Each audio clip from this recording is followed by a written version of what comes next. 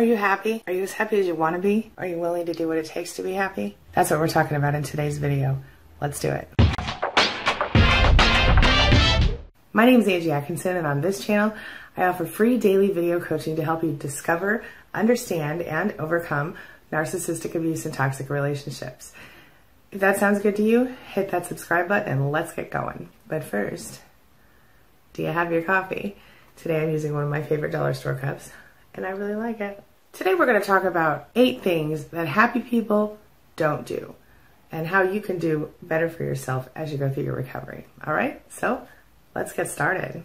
So when we've gone through narcissistic abuse or while we're still in it, we often struggle to stay happy. Unhappy people do certain things that happy people avoid like the plague. So if you're doing these things, that means that you're not as happy as you can be. So achieving anything involves avoiding certain behaviors and adopting other types of behaviors. Would you agree? Achieving anything involves avoiding certain behaviors and taking on other behaviors. We know this, right?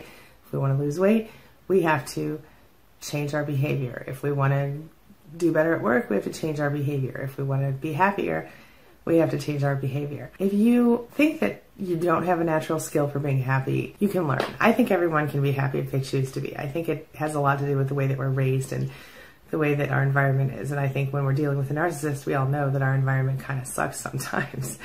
Let's talk about it. If you're moving forward or if you just want to be happy right now, you can avoid certain behaviors and be happier. Number 1, avoid dwelling on the past. So feeling bad about stuff that's already happened does not make a lot of sense. I was just talking about this with a client yesterday, and she was saying, I'm still so angry about all the things that I've been through in the past. I'm angry at myself for the choices that I made, things like that. And I said, you know, the person that you were 20 years ago isn't the same person you are today. In fact, the person you were yesterday isn't the same person you are today, because every day we learn a little more, we evolve a little more. So you can't be mad at the you from 20 years ago or 10 years ago or yesterday, okay?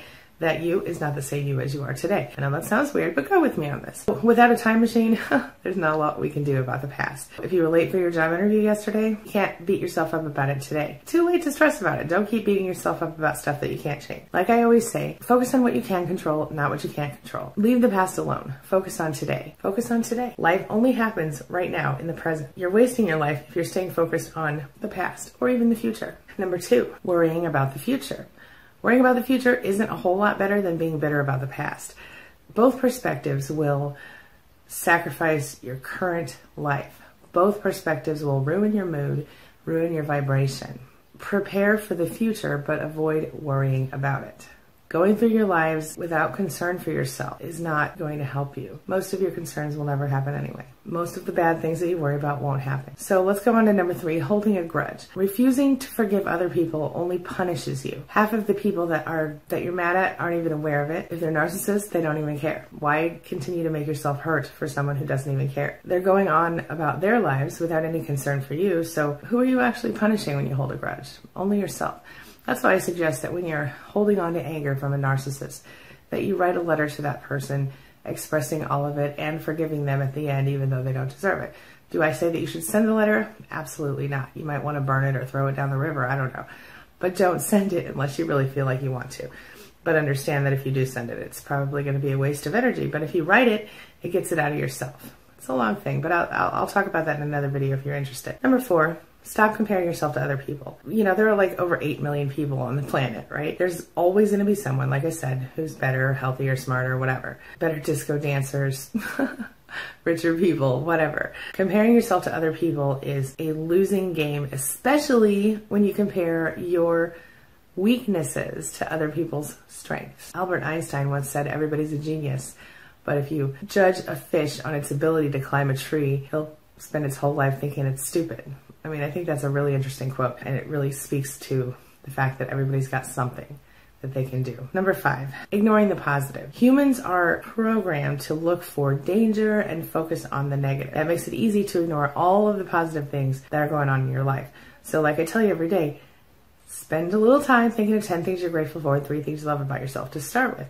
You can counteract this tendency of feeling this way by making a list of those things every day and reading it each day. Make a habit out of it. It really changes your life. If you want to write one single list, do that. That's fine. Just make a list of all the positive good things in your life, or think of 10 things you're grateful for every day and 3 things you love about yourself. Either way. Number six, focusing on the negative. When you look at everything that isn't the way that you'd like it to be, you might find yourself feeling pretty depressed, pretty hopeless. And again, give fair time to the positive things in your life. You have plenty of them, I promise you. Even if it doesn't feel like that, keep looking, it's there. Number 7, stop worrying about the opinions of other people. You might think that you outgrew this mindset after high school, but if you're being honest with yourself, you're probably one of the rare few people. I still care a little bit about how people feel, but about me personally. I mean, obviously I care how a lot of people feel. As empaths, it's hard for us to not care.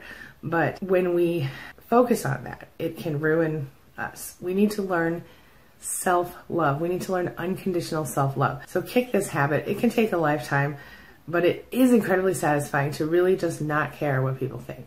You're never free if you're worried about what everybody else is thinking. It taints every decision that you make. Make sure that you make your decisions with your best interest in mind and not what other people will think about it.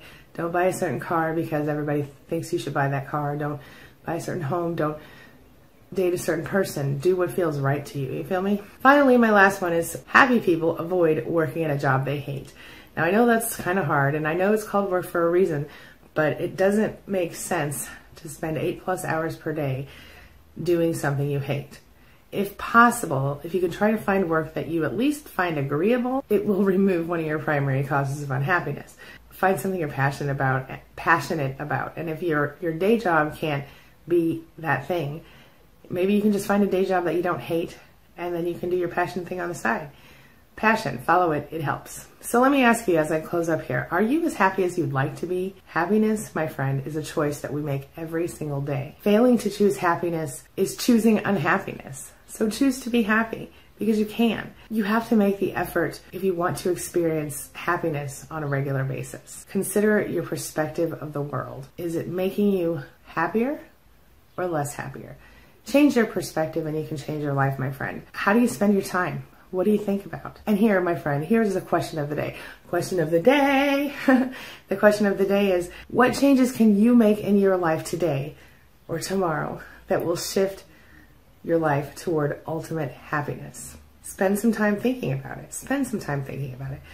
These ideas can change your life. What do you think? Are you ready to change your life today?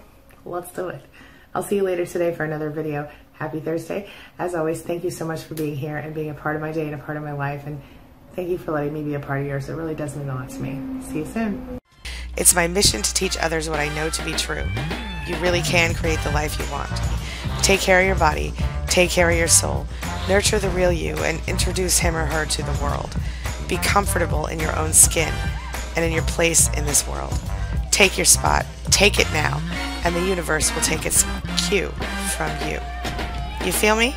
If so, subscribe to my channel. Let's get it done together.